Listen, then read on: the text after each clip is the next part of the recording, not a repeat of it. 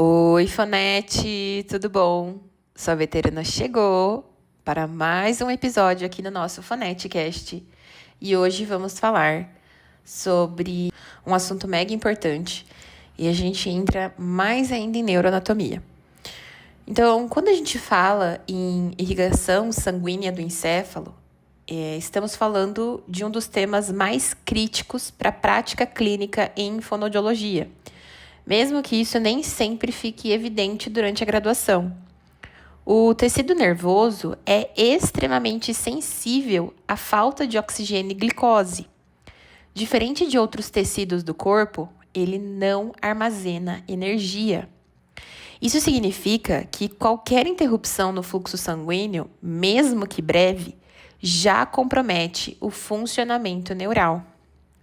É por isso que alterações neurológicas associadas à fala, linguagem, voz e deglutição frequentemente surgem de forma súbita em eventos vasculares, que a gente já falou sobre isso. O encéfalo consome cerca de 20% de todo o oxigênio do corpo, apesar de representar apenas uma pequena fração do peso corporal. Quando esse suprimento é interrompido, o sistema simplesmente não consegue manter suas funções. O sangue que irriga o encéfalo chega por dois grandes sistemas arteriais. Um deles é formado pelas artérias carótidas internas e o outro pelas artérias vertebrais, que se unem para formar a artéria basilar.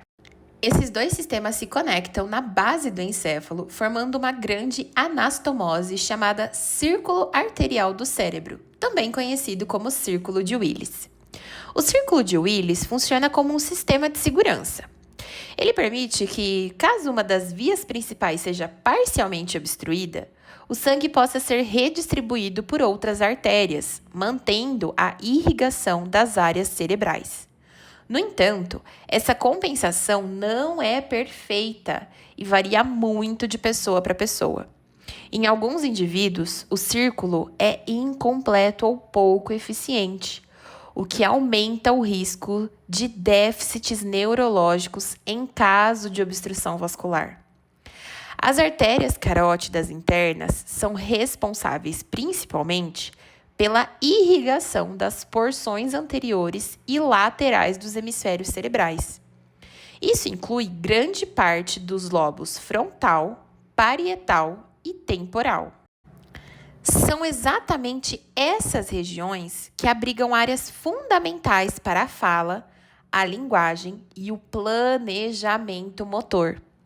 Por isso, lesões no território da carótida interna costumam gerar afasias, apraxias de fala, disartrias e alterações cognitivas associadas. Anotou essa parte, né?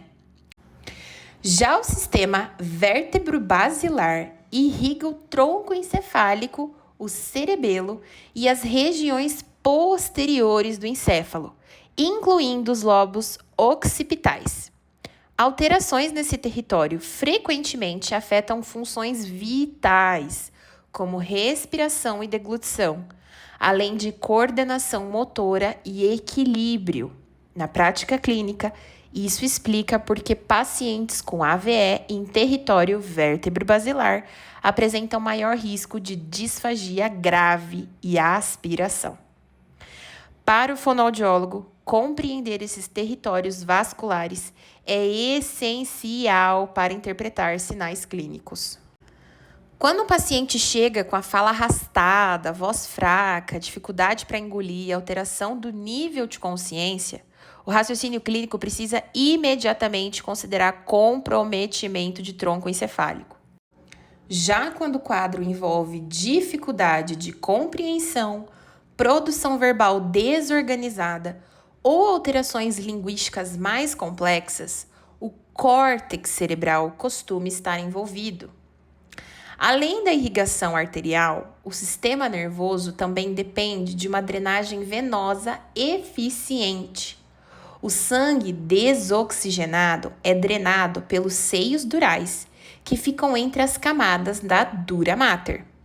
Qualquer alteração nesse sistema pode gerar aumento de pressão intracraniana impactando o funcionamento neural de forma difusa. Esse aumento de pressão pode comprimir estruturas cerebrais, reduzir a perfusão sanguínea e alterar funções cognitivas, motoras e comunicativas. Em crianças, especialmente, alterações na circulação e no sistema ventricular podem interferir no desenvolvimento da linguagem, da motricidade orofacial e da aprendizagem. Falando em sistema ventricular, o líquido cerebroespinal tem um papel fundamental na proteção e no funcionamento do sistema nervoso. Ele não apenas amortiza impactos, mas também participa da nutrição e da remoção de resíduos metabólicos do tecido neural. O fluxo contínuo do líquido mantém o ambiente químico adequado para a transmissão neural. Quando há um desequilíbrio entre produção e absorção desse líquido, ocorre a hidrocefalia. Dependendo da idade e da gravidade, essa condição pode gerar aumento do perímetro cefálico, atraso no desenvolvimento neuropsicomotor, dificuldades de linguagem e alterações cognitivas importantes. Em adultos, pode causar lentificação cognitiva, alterações de marcha e dificuldades de controle motor fino, incluindo a fala. Todos esses sistemas, vascular, ventricular, meníngeo e neural, funcionam de forma integrada. Não existe uma lesão isolada que não repercuta em cadeia sobre outras funções. É por isso que, na nossa prática clínica, o olhar precisa ser sempre ampliado. A dificuldade que aparece na fala ou na deglutição quase nunca está restrita apenas à estrutura que se move. Ela envolve planejamento, sensibilidade, coordenação, ajuste fino e integração sensorial. Compreender essa organização global do sistema nervoso vai mudar completamente a nossa postura clínica. E aí a gente deixa de olhar apenas para o sintoma e passa a enxergar o funcionamento do sistema como um todo.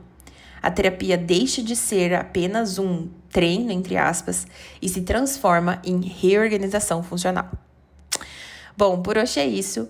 E no próximo segmento, a gente vai aprofundar como essas estruturas que discutimos até aqui se traduzem em controle motor da fala, entendendo como o cérebro planeja, executa e ajusta cada movimento articulatório em tempo real, e porque pequenas lesões podem gerar impactos tão grandes na comunicação.